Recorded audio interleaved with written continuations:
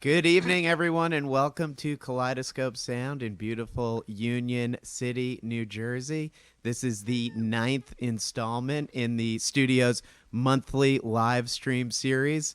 I'm your host, Tom Gallow of Look at My Records, and I'm here with Desert Sharks. Yeah, Desert Sharks. Really excited for this one. They're going to play a few songs from their forthcoming EP, The Tower, which is set for release on March 31st via Substitute Scene Records. And you're going to play some classics from your 2019 debut full-length Baby's Gold Death Stadium, also released on Substitute Scene Records. That's right. So, as I was saying, I usually ask the band to introduce themselves, but I know all of y'all. So I'm going to go ahead and introduce you. We've got Steph Hi. on bass and lead vocals, Cait on guitar and vocals, Rebecca behind the kit, and Sunny on guitar. How you doing today? So good. We're wonderful. Excited for this new record to come out at the end of the month? Yes, we're very excited. It's time for new stuff. Yeah, before we get into the new stuff, though, you know, it's so impressive to me that Desert Sharks is one of the longest running bands in the New York City music In the scene. history of the world. In the history of the world. Longer than Rolling Stones, longer than Rush. And Rush sucks, so you guys are better than Rush. Come on. But you know, since you've been in the music scene for so long, it's funny because I was just listening to your most recent single on Spotify, Sleepy Pie, and then it immediately shuffled to a track from your self-titled debut EP, which you put out in 2011. Remember that? Yes, we wish that. I mean, no, it's fine, but we've moved forward from that. Yeah. So what do you think has? I liked it. I was like, You this is a liked great it? song too. Hey, if you I haven't like it. listened to it in a while. Okay. But so what do you think has changed for you as a band in those, 10 to 12 years? What's kind of stayed constant for you? Shall I take this one? I mean, definitely, I think we've always been drawn to a little bit of a heavier sound, but I think when we first started, we were kind of experimenting with a little bit of surfy, garagey stuff mixed in with that, and now I feel like we're just keep moving more and more into the gloom, into the doom, into our 90s influences that we grew up with. Also, having Cait in the band is I'm new here. wonderful. Yeah, Cait joined late 2020, 2021. I was really stoked that Cait joined. Cait, longtime member of the New York City music scene in various bands, No Honeymoon, as well as others. That's right. Yeah, it's been probably about a year and a half, I guess. Feels like forever. And also 2 minutes at the same time. Yeah. But yeah, it's been really fun. And it's fun to do vocal harmonies live. Bring that to the live show. Yeah. Yeah, that's cool. There are great vocal harmonies on Sleepy Pie, definitely, this new track. Thanks, Tom. Thank you. What do you attribute to kind of leaning into those darker influences? What do you think took you down that path? Well, musically, I would say we all just kind of are fans of heavier music in general. That's kind of we all kind of you had a big poppy punk background. Sonny, what you were listening to Typo Negative and goth and stuff. I'm old, so I was listening to a lot of 90s stuff growing up, and I don't know. Kind of a shoegazer. Yeah. So it's kind of all those forces combined, that's our common ground. And then lyrically, it's kind of just I don't know. It's a little bit, sometimes a little bit easier to dive into the heavier, darker stuff. Totally. Also, the state of the world helps with that. So you have a lot of things to write about. So your album, Baby's Gold Death Stadium, was definitely dark lyrically, dark sounding as well. I feel like, as you mentioned, The Tower is even darker. You're definitely like, in listening to it, leaning into the occult a little more than you previously did. What can you share with us about this forthcoming EP? I mean, yeah, this is definitely our move towards darker music, heavier music. Heavy stuff happened since 2019, like to everyone. So this album was a way of for all of us to process all the changes and all the heavy stuff, and it came out like in a way we're really, really proud of. This is definitely like the direction we want to go in. It's what we want people to think of when they hear Desert Sharks. We want them to think of this. So Totally. yeah. And the title really struck me too.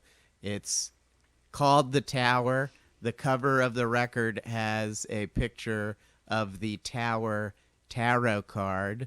I don't really know anything about tarot, so I looked it up. Yeah. And what I found was that the tarot card, everyone, listen closely, is about to give you a lesson about it.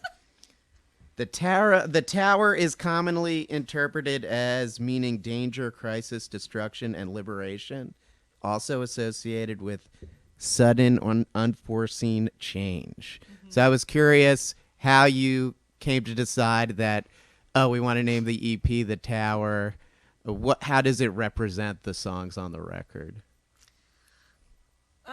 Well, I wrote a song called The Tower for the record that was, I had a tower year. For those of you who do dabble in tarot, I had like a major breakup and pets die, and I mean everybody had so much going on, like loved ones die and all that stuff. So tower represents like major upheaval, super chaotic, but like a totally clean slate.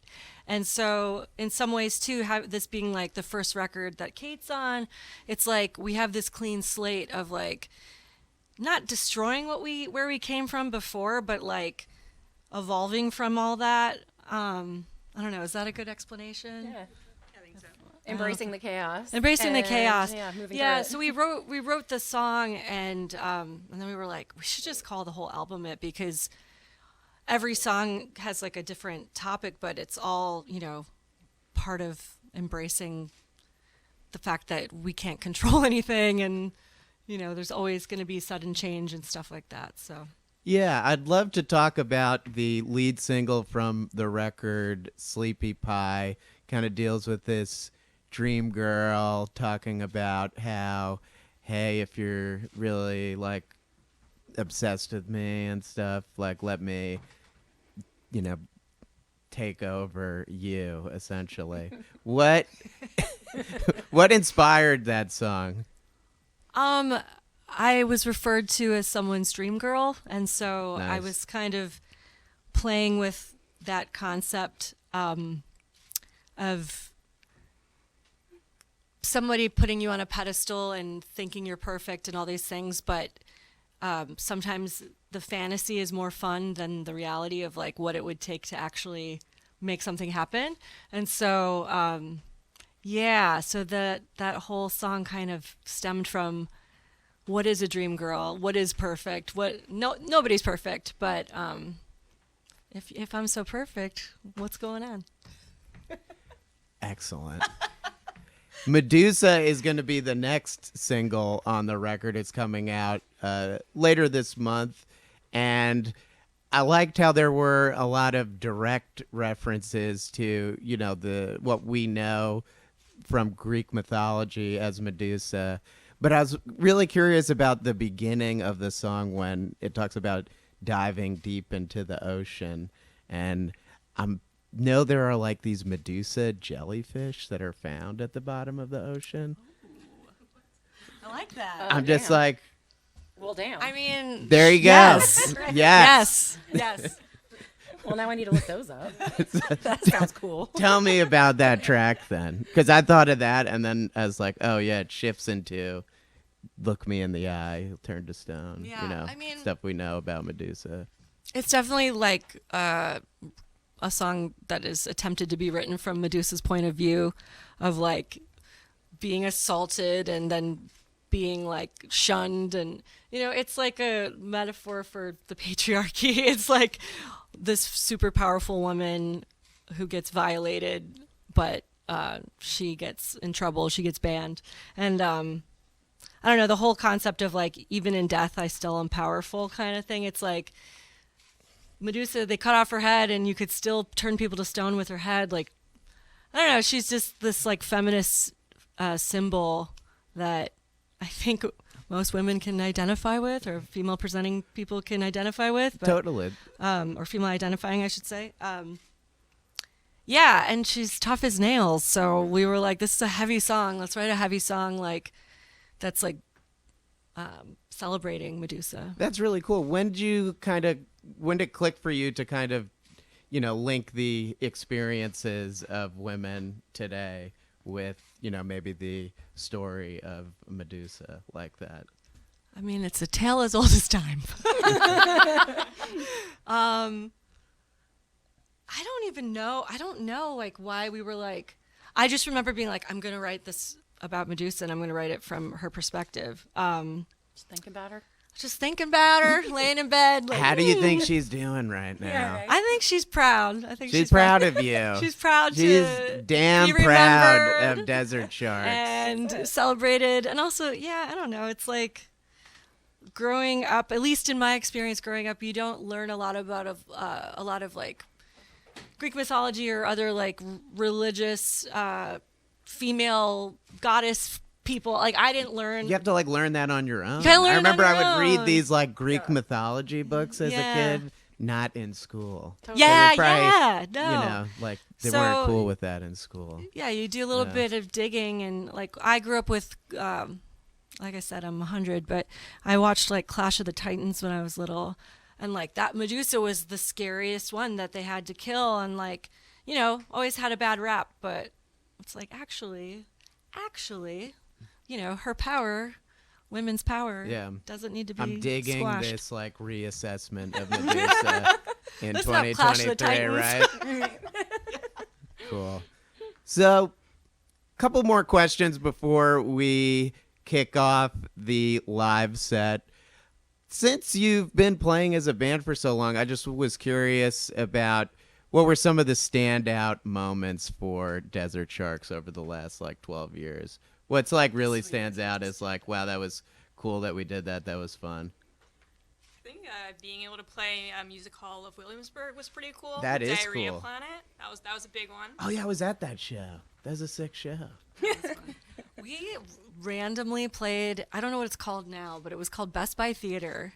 In Times Square. Yes, we opened for Paul Weller. It was like our 5th show. Oh, It that's was- really cool. It was insane. That was like your 5th show? It was That's very cool. early on, and sounded terrible. oh, we were awful, I'm sure. But he was so cool and so kind, so I feel like that was a big. I would say honestly, like getting the chance to like record with Jeff Berner. We worked with him on this new record and on our cover songs, and like we found our person, like that gets us and gets our sound. So that's a big thing for us. Is like, all right, we're able to take our live sound and express it way better with Jeff.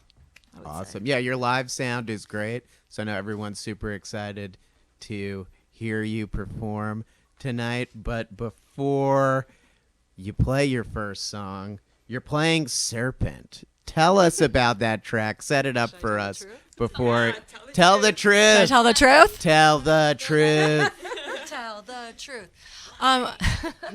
I wrote the lyrics about our old record label dude who was full of shit. Yeah. I can swear, right? Yeah, of Okay. course. He was like, oh, we're going to put you on this and that and blah, blah, blah. Oh, so-and-so's going to master your record. And then it's like, he sends back the tracks like, these songs aren't mastered. Oh, he got in a car accident. What? No.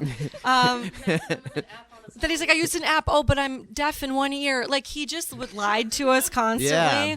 and promised the world all these things. We drove to Boston to record the You're EP. supposed to talk in the mic. And Tell them. You drove to Boston we to drove record to the Boston to EP. record the EP, and when we got there, we realized he hadn't paid for the studio time. So the guys are like, we can't start until it's paid for. And he's like, oh, I'm authorizing the PayPal payment now, but it took like 2 hours. So we were just sitting around awkwardly like, do we need to drive home? This is some like inventing Anna shit.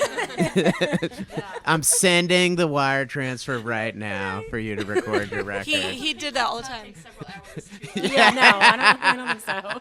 No, he just was. He was out panhandling for it. Yeah, it was so weird. It was so weird. So, and then he was like, "Your record didn't really sell for us," and we're like, "You didn't do anything. Yeah. You didn't do anything." So Damn, that's what a it's about jerk. him. So everybody enjoy Serpent. We're taking about a minute break so the band can get set up, but stay tuned. We'll be right back with Desert Sharks.